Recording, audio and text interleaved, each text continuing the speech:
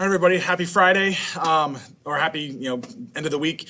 This screencast is to help those that missed out some of the notes from this week of school, those core students. If you wanted to get these, I'll quickly run through some of the materials here to get you thinking about what we talked about, how Americans started to survive this. So first when I start a discussion, I always want to make sure you get put in the shoes of some of these people at this time period. I put you in these shoes in the 21st century. So for you, how would you cut back on your own expenses if your cash funds were limited? And then, obviously in class, I asked those to discuss those around them, but think about, if you lost your savings or you lost your job, what would you do to cut back on your own expenses? Think about something that you do. Maybe you would move out of your current residence and go somewhere smaller to save money. You would eat out less. You would do more to really support your family. Maybe you'd go have a job, work. If you could find something at a cheaper rate, you would do so. Some of you might even give up your phones. That would be probably a stretch for a lot of people. At least when I asked the class, that was the case. But so thinking about what people had to do for some of these scenarios. You look at this guy here in the picture. He bought this car probably for around $800, $900, and because he lost everything on the stock market, he's willing to sell it for $100 because $100 to him is worth more than that car at this moment, which tells you how desperate they were for money, and that money could allow them either to go somewhere to find work or to at least get by until they could find work. Hopefully that was the case. The problem was, if this guy would have gotten $100 for this car, it probably wouldn't have lasted in the entirety of the Depression. And that's the sad part about it, is like people got so desperate, they had no clue how long this would last. They were willing to part with the things that they held most dear. And that's exactly kind of where a lot of people were at and a lot of people put into. Now, what we did to start this class is we read some stories of survival, and we read some case studies of these. And I don't have these case studies posted up yet, but what I do have is a video on Canvas for you, so you can take a look at and see some of those stories of how people talked about, surviving those time periods. They actually have real people who lived those time periods. They were being interviewed in the video about what they experienced, what they went through. So, if you want to watch that video to see some of those stories of survival, put yourself in those shoes. That video is a fantastic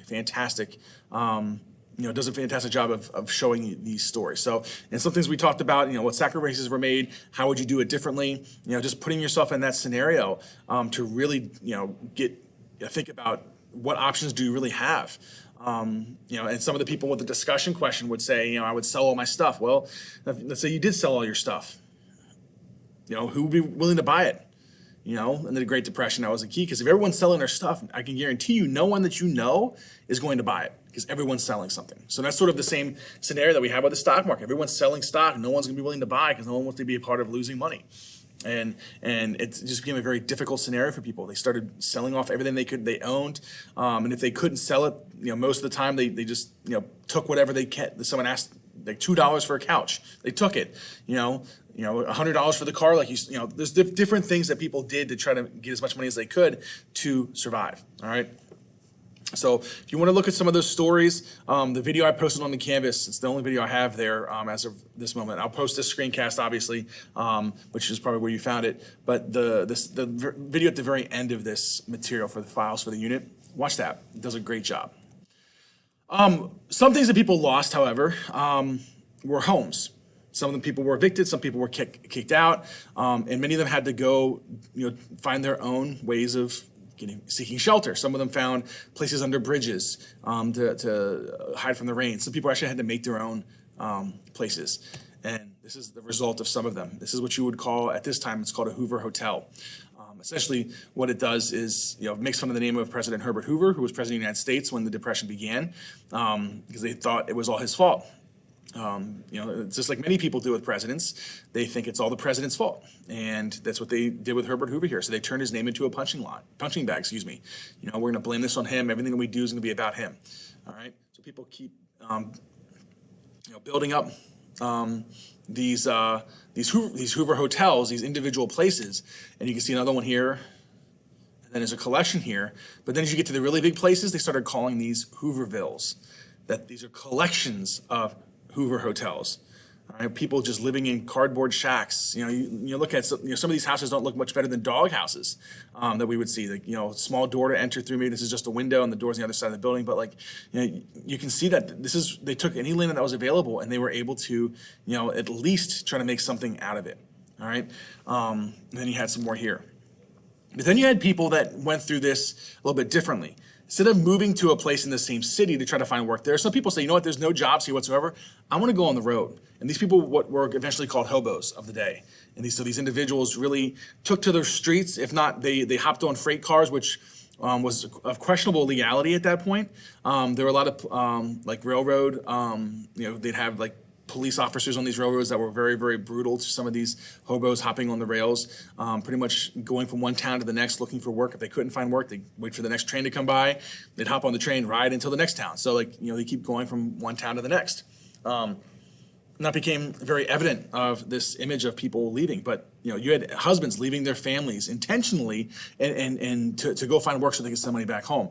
You had husbands leaving their families, almost abandoning them. Like not even sending money back home. They couldn't live with the regret of them actually not being able to afford, to feed their families. And that's something that many people didn't have. But when they're on the roads, they find ways to help each other out, specifically with a sort of hieroglyphic system. These are what we call hobo signs. This is how many people kind of helped each other, and we asked this question: why would they want to do this? In terms of, if it's competition for maybe a handout, or for food, or for a place to sleep, many people won't be as generous to those they're competing with, right? So it's like if you're competing with somebody for a job, or maybe you're competing with somebody for top of the class, while you're doing your best to do what you can, many people might not see as an opportunity to help the one you're competing against. Well, they did so here. And some of these signs, which are very easy to understand, but we look at two of them, barking dogs, which draw attention to you, which is something you don't want to do because you could be arrested for, I think, the lowest vagrancy. Just moving around town without a house, without money, you could get arrested for that. I know it's like freedom of assembly, but still, like, police officers might think you're up to no good, and they have every legal right to arrest you. So these vagrancy laws are passed. And then religious people. Being a interesting aspect is that if you see the sign for a religious person, you might be more inclined to go knock on their door because those people might have a tendency to be more generous in what they might offer. So it's very possible that might be the case. And so never did these hobos become violent in terms of like robbing people that denied them a handout, or staying in a place that if no one was home, they wouldn't like go into the home and sleep in it. So they were very, very, not only kind to one another, but they were conscientious of others who weren't in the same situation. So like if there was a sit down meal there, but you got denied, no one was like, hey, you gave other people meals, why not me? Like they didn't really seek vendetta for that. And that's something that's very intriguing. All right. So this is kind of how people in the cities and urban areas kind of got along. And as these hobos continued to go westward, they left the urban areas of the country to go to the more rural places. Well, the people in the rural places were not doing as well either. And this is where we led to the discussion question of farming. We talk about, this is, if you were here in school, it would have been, what we talked about, we just finished talking about was like Wednesday's class. And then what we talked about here now is going to be Thursday's class. So like day 1, day 2, this is the second day of the kind of the hybrid system that we're on. But I asked the question, like, what does any good farm need to operate efficiently? You mean you need good people, you need good soil, you need a good climate that rains occasionally to help you grow crops. You need machinery to help make it happen, and you need a good business model to help sell your crops to where they need to go. So, and then I asked as well, if you drove by a farm in the wintertime, which is now, is there anything growing? Probably not. But is there anything still planted? And the answer would definitely be for most farms, yes. And the reason for that is farmers wanted to hold the soil together with the roots in the ground. That's what they do today. This is a farming practice that is relatively new in society. All right. They did not want to leave the soil. They do not want to leave the soil unprotected, because when you plant stuff in the ground, roots dig in, and that keeps the soil together. So that way there's no like erosion.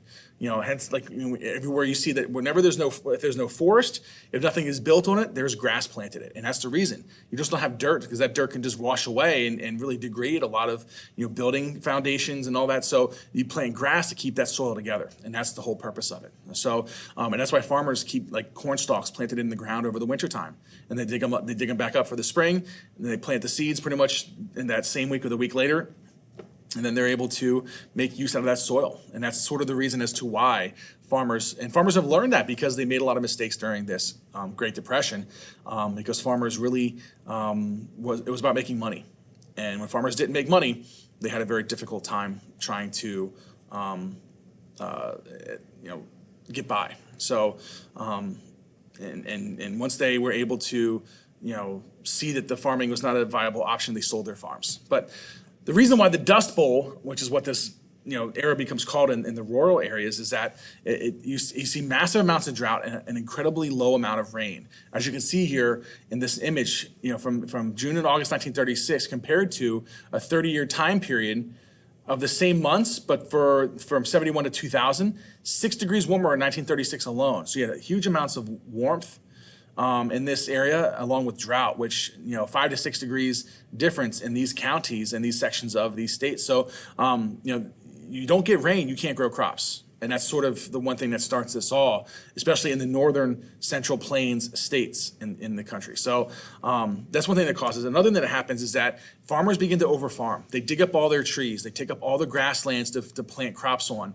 And while they were able to make money for some point, the problem is once they no longer can make money, this soil is no longer planted. Like, no one goes back and plants grass, all right, to keep the soil together. Everyone just leaves the farms and leaves the soil just kind of open for decay and erosion. And they dug up all the trees that they could find as well. And in fact, one thing that we see to help kind of rescue farmers is that I believe they had 20 million trees, 200 million trees planted over the course of the recovery of the Great Depression to try to create natural wind barriers. We look at farms in Pennsylvania. Any farm at its end, now mostly it's because there's forest, but if you go like to Lancaster, where there's not a lot of forested areas, they have trees at the edge of every property to use natural wind barriers to help keep the wind at bay so it doesn't blow away seeds, it doesn't blow away topsoil or nutrients or fertilizer. It keeps everything together. So, and that's really some of the things that farmers, you overfarmed, drought, lack of rain, high temperatures, a lot of stuff combined to kind of create this perfect storm, as you will, in the plains states where farmers planted wheat and corn and all that. So, but the one reason, and this is the most important slide here for this section for today, trying to explain why farmers lost it all. During World War I, farmers had to produce a lot. In order to meet the demand, they had to borrow money to acquire the latest technology and farming equipment to help them produce what was demanded. And they met the demand with flying colors. The problem is, the war is over. They're not able to feed as many people because there's not as much demand for the food. So in the 1920s, the farmers are still producing a ton of food, but they're not able to sell it all. So they have to lower their prices to try to counter that, to try to get people to buy more. And that's the whole reason why you lower prices. You want people to buy it just for whatever price you can get, all right? And as the Depression gripped the country, which made it even worse, people could not even afford the crops that were harvested or the produce that was harvested from these farms. So as farmers continue to struggle, they had to lower crop prices, having extra crops, money supply is going down in the country at this point. Farmers, as a result, could no longer pay back the loans they had for the farming equipment. They also took out mortgages for their farms. They couldn't pay for these particular these areas, like the farming land, the hundreds of acres and the thousands of acres they owned. They couldn't pay for it. They couldn't pay for the equipment. So they sell the equipment and sell their land.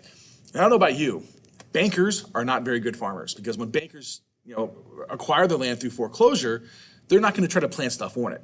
And as a result, farms are sold off to the banks. And although no one was willing to buy the worthless land, banks just let that land sit there. So you have pretty much when the winds pick up, which is like 60, 70 miles per hour for like 50% of the year in these parts of the country, you're going to have major amounts of erosion. This part of the country lost 10 feet of topsoil as a result. 10 feet of topsoil. All right, you're talking about from like a basketball hoop, from the floor to the basketball hoop, but that's across 8 states. That's how much is lost. All right, you can see that this doesn't look like the Great Plains. This looks like Sahara Desert almost. And that's what this, Great Plains states became throughout the majority of the 1930s, until the rains came back and they were able to try to reestablish, decent farming practices to keep the land together. All right. So that's everything we have for this week. I'll make sure the screencast gets posted. Take a look at the other video I have as well. All right. If you have any questions, please email. I'd love to help you out any way I can. Have a great weekend.